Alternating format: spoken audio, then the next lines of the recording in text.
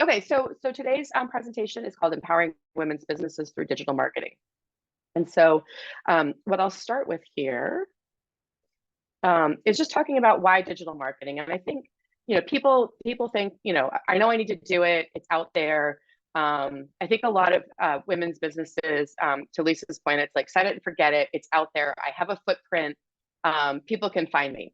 And theoretically, yes, but there's so much that needs to be done to get found, and I think a lot of people don't you just don't know, right? Unless you really start to dig into like what are the things that need to happen. So, why is this important? Excuse me, what is it, right? So it's the use of online channels to promote your products and services. And as we all know, like we're all at our computers all day. Many of us, not everybody, but a lot of people, most people are at their computers all day. So and I think everybody knows, like now there's all sorts of cookies and technology that put businesses in front of other people and they know exactly what we're doing. So it's really important that you have it's your digital storefront, right? So you want to make sure that you're presenting yourself in the best possible light. What's interesting to me about this side of it is that, as you can see, I've looked at multiple studies. So that's why I just said studies indicate 46% of Google searches are people looking for local businesses. That's a big part of it. And I'm going to go into why it's really important to have yourself on local directories and on the Google business profile, because that's really where people find our types of businesses.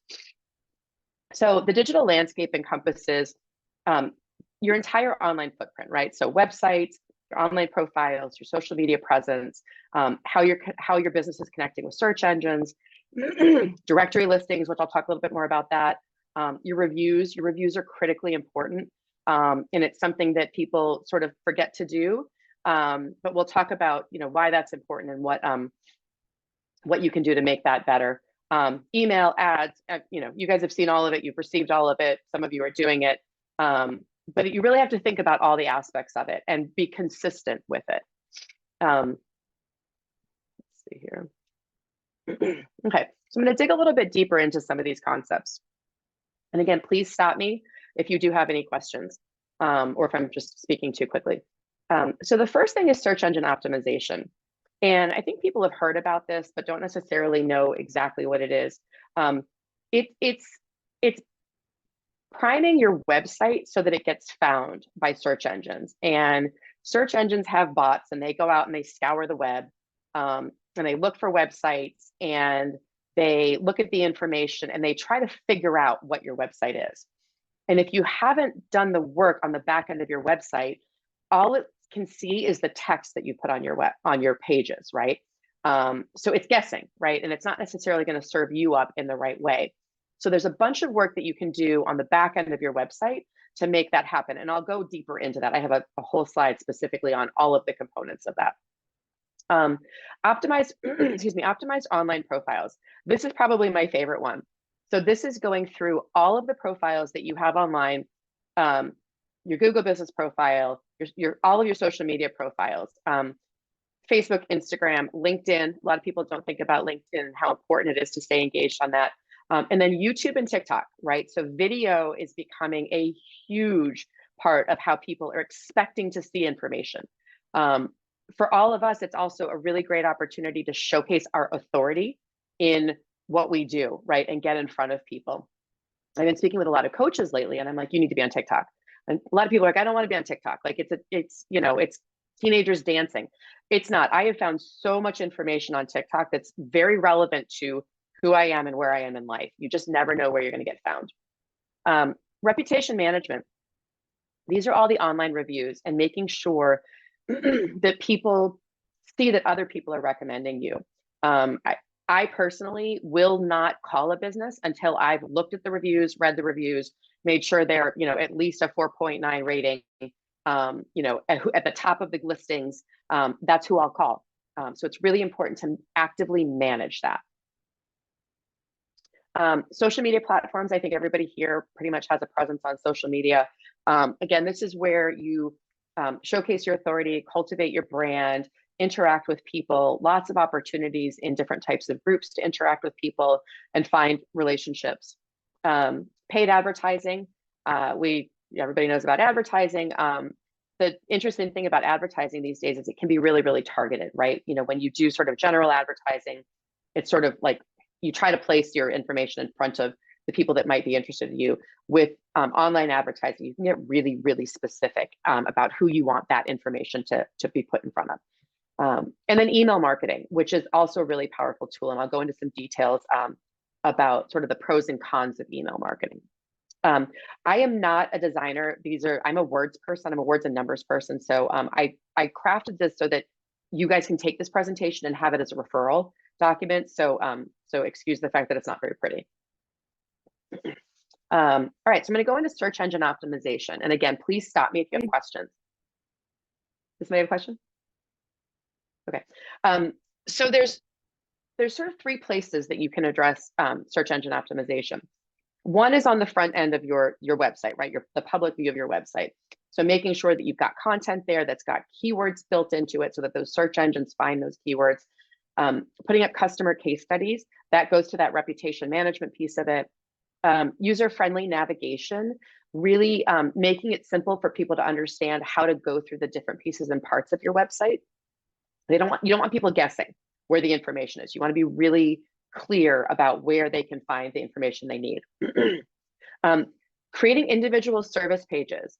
This is important because this is where the bots go and find the information. If you have one page and all your services are listed on that page, it's not pulling out a separate URL, right? That says like, this is this service, this is this service. The more pages you have that really are very focused, the more the bots will find that information and serve your website to people. Blog pages. This is an important one because this is where you can get a lot of keywords into your site and also showcase that authority. There are some great AI tools that can help you write blogs. I think, you know, blog writing tends to be a bit overwhelming for people. And so there are a couple of great tools. If you're interested, I can tell you about those, where you put in a bunch of information, tell it what you want, it'll create the blog.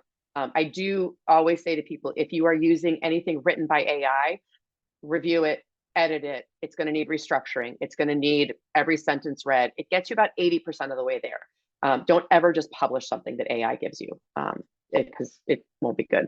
An FAQ page. I think people just don't think about this. It's really important. Google indexes FAQ pages specifically. It's also something that when we get to the Google business profile, I can tell you how to put that information in there so that it improves that as well. City-specific pages. For local businesses, this is important. However, you have to be careful with this because if you sort of put a bunch of it, you want to have individual pages that target specific cities, because for local businesses, people are going to say, you know, architect in Hanover, right? So you want to have those pages. However, if you just copy the same thing to each page, that actually decreases Google's interest in you. So you just have to be a little bit careful with that. And then internal and external linking. So this is about having links on your page to other locations in your site, as well as linking out to other sites. So all of these things are aspects that you can do on the front end that help the search engines get more information about you. Then there's the back end stuff. So this is when you go into your dashboard on the back where you've put a lot of that content in. There are a lot of features back there. They're not always obvious, but this is where you're giving information directly to the search engines in the format that they need it to be able to match it up. And when we go into the audits, I'll get a little bit deeper into this, but I'll just sort of, you know, at a high level, your titles and meta descriptions are what comes up when somebody searches you. There's sort of that like little blurb that is that search engine result. Image titles and tags. A search engine cannot look at a photo or an image and figure out what it is. You have to tell it. So there are settings in the back end of your dashboard where you can give it specific keywords so that it knows that that's the image on your page. Again, improving and increasing your authority on that, on whatever that word is. Your URL structures. So this is things like, you know, taking your URL and putting the, slash about us, slash FAQs, all of those sorts of page structures. The bots read those as well. Speed and performance, mobile friendliness, that's about just getting like your site to load quickly, and optimizing all the content for that. Sitemaps are, again, it's another way of sort of showing the bot what you're doing. I'm going to stop talking about this because it's all very technical. And then the off-page piece, which is a lot more, I think, what people think about when they think about online marketing. So you have to get your pages indexed on Google. It might find you, it might not. It is something you want to be proactive about, because if Google doesn't know your page is there, it's not going to show anybody. Backlinks are links from other people's sites into your site. So the search engines see those, and they see that somebody else is saying this is quality content. The more of those you have, the more authority you create for the search engines. And then the profiles. So we'll go into Google Business Profile, other social media profiles, your reputation management, and listings. Okay, I'm going to pause there for a second. I just threw a lot of information out. I just want to see if anybody needs any clarification or has any questions. Can I check in on this off-page second down backlinks from other sites with strong domain authority? Could you just explain that a little bit more? Sure. So that is when another page, another site basically recommends you by putting content on their site and including a link that goes to a page on your site. Because what that then tells the search engines, it's not you just putting up content, because anybody can write anything on a website, right? It sort of is the technical side of reputation management, where other people are saying this is a good business, this is good content, we recommend going to read this. And what it does for the search engines is it says this isn't just a standalone thing. There's other people out there who agree with this information. Does that help? I'm not sure who asked that because their image didn't pop up. But it was me. I'm shaking my head. Yes. Okay. You're not on my sidebar. So okay, Sheila, thanks. Okay. Any other questions? Okay, let's move on then. Let's see here. So going a little bit more into the online profiles. So Google Business Profile is arguably the most powerful tool online these days for local businesses. The reason that I say that is because Google is at the point that it wants everybody to stay on Google, right? It gives it more authority. It gives it the opportunity to put its advertisers in front of you. It doesn't want people leaving Google to go get information. So the Google Business Profile is ever evolving.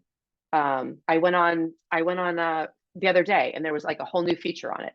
So it's something you have to really proactively manage. There's about 18 different sections on the Google Business Profile, a lot of which people don't know are there. And so when we start looking at the two businesses, I'll show you what some of those things are. 83% of searches for local businesses result in a call within 24 hours. So you really, really, really need to have that optimized. It's such a critical tool for local businesses. Your social media profiles, I think probably everybody here has some sort of a footprint on social. As I mentioned, video is becoming really important. I will say, I think a lot of people are nervous about video. They don't like to see themselves on camera. There are lots of ways to do it without, if you don't want to be on camera, there's ways to do it without being on camera. You put slides up and you talk in the background. There's lots of ways to do it. I'm happy to go into more depth with anybody on that. The other thing is that all of these profiles can take video now. So Google, you can upload videos. I mentioned all of the regular ones. LinkedIn, you can load up videos. So take advantage of it. I always tell people, if you make a piece of content, don't just have it sit on Facebook. Put it everywhere. Why not? You made the content. It'll take you a couple of minutes to load it up to these other sites, but it puts you everywhere, right? And this is good for people to find you, and it's also good for the search engines to see that you're broader than just one place. Excuse me, it's Sheila again. Yeah. Hi, Sheila. You don't have mention of Instagram. I just wondered your take on that. It is in there. Yep, it's down at the bottom. Yeah, Instagram is. Yeah, Google Business Profile, Facebook, Instagram. YouTube, TikTok, and Oh, LinkedIn. okay, thank you. Yeah, so you can do Tried video 3 on times all to of them. find it. Thanks. No worries, no worries. And I think, yeah, so I think, video is really, really important, and I'm happy to, give more information on ways you can do that. And then there are the industry specific platforms. So one of the tools that I've been using a lot lately is alignable.com. And I think I've connected with a few of you on there. I really like it. I think it's a neat network. People are really active on it. You can host your own events like this. You can connect with people. It's got groups that are similar to Facebook groups. People can recommend each other. It's got a lot of good tools for small businesses. So I definitely recommend getting on that one. I work a lot with real estate agents. So Zillow, Realtor, Homes, you have to have a profile on there. There are probably other industry ones that I'm not listing here because I'm not aware of them. I'd actually love to know if there are other ones that I can include on the list for other types of businesses. But those are things that you really need to think about as well. It's not just about Facebook and Instagram. Okay, and pause for a second. Any questions? Okay. I'm going to get cranking because it's already 9:45. Directory listings. When people think about where they're going to get found, most people think Google. They might think Bing. There are 70 plus directory listings out there that you can have your business listed on. I'm not going to tell you that anybody's going to find you on superpages.com or silex.us. However, Google looks for you there, and Google looks to make sure that your business name is consistent, your address is consistent, and your phone number is consistent. It tells Google more and more, this is legitimate, it's out there, and it's serving the same information everywhere. If you don't manage that, those directories go out and they find your information and they piece part it together, and you'll see that in some of the examples. And it ends up being not the way you want to represent yourself. And so I'll show you that on one of our examples. So that is something that really needs to be managed. And then the online reputation piece of it, as I mentioned, people look at online reviews. Everything I look at, if I'm looking at a piece of software, I ask for reviews. If I'm looking at a coach, I look for the reviews. The thing about reviews is people will review you if they're not happy with you. They will actively go and review you if they're not happy. If they are happy, they thank you and they move on. They don't think, a lot of people, there are some people who are super kind and they'll go out and they'll be like, I want to give that person a great review. I would say that happens, 1 in 5 times, maybe if you're lucky. You really have to manage this. You need to ask for reviews. Google's made it really simple to do that. To ask for them, you might need to follow up. Sometimes I will draft one for someone and say, here are a couple of bullet points, please edit as however's appropriate for you. But it is something that you really need to proactively manage. And then benefits of paid advertising, I'm going to stay really high level on this.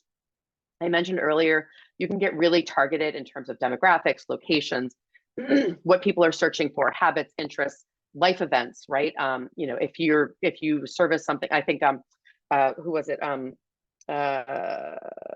Stephanie, I think, mentioned the boudoir photography and weddings and that type of thing. That's things that people might be searching for. You want to get in front of them. Lots of different places to get those ads displayed, a ability to go to people who looked at your site once and keep putting your ads in front of them. There's a couple of differences, and I think these are important ones. Google is what we call intention marketing. When people go to Google, they're searching for something. So you want to be in front of them when they're searching for that. And you pay when they click on your ad. Meta, Facebook and Instagram, is what we call interruption marketing. So somebody's on there scrolling through their groups and looking for pictures of their kids or of their friends' kids, and all of a sudden an ad pops up in front of them. You have to be really targeted with it because you want to make sure you're finding the right people. But additionally, people are less likely to stop because that's not always the reason why they're there. If you have a really good ad and it's really well targeted, it can do really well. But you are sort of putting yourself in front of people when they may not necessarily be searching for your service. That makes sense. Okay, and then email marketing. Zoe and I actually had a conversation about this yesterday. Lots of benefits, but things to watch as well. So if you think about your email marketing, your email list is critically important, right? They're warm leads. They've raised their hand and said, I'm interested in learning more about you. You're putting your content in front of them without all of the noise of everything else that's online, right? So, ads and all these other things. You're in their box, right? And they can choose whether or not to look at it. You put out valuable content. You can nurture relationships through what are called funnels. Funnels are basically a series of emails, right? So somebody raises their hand, you send them the intro one, and then you can automatically continue to send them emails after that. As the relationship progresses, you can tie it to certain actions that they take to send, like this email versus that email. It's really, really powerful. Scalable, right? It's not like an ad where you have to pay and you pay more and more and more as people click. It's, scalable and measurable. Things to watch. We all get a lot of emails, right? So it can be seen as spam and people can get annoyed. Make sure your content is valuable, educational content, not sales. You put a sales pitch in it, but the sales pitch needs to be subtle and at the end of it, right? Not sort of upfront. If you send too many emails, you can get your URL, your domain can get blocked so that your emails start going to junk. And you have to give people a way to opt out so they can say, I don't want to get this anymore. So those are some things to be really careful when you're building an email campaign. Okay, and so the way that we always start when we think about this, and I think this is my last slide, it's really important to connect your digital marketing to your business goals. You need to think about where you are in your business, and from that, decide where you're going to do it. I think people think like, I need to have all these profiles out there and I need to do all this stuff. If it's not aligning with where your business is right now, you need to make some changes, right? Nothing changes if nothing changes. So really, as you progress through the life cycle of your business, there may be different things you need to do. So just, that's one of the things whenever I start working with someone, I always start with, all right, tell me where you are and where you're trying to go, because we're going to select different tactics based on that. For example, if the goal is to increase local visibility, you're going to look at your profiles and SEO. If you're really like, I need to get sales, that's when you start to look at ads.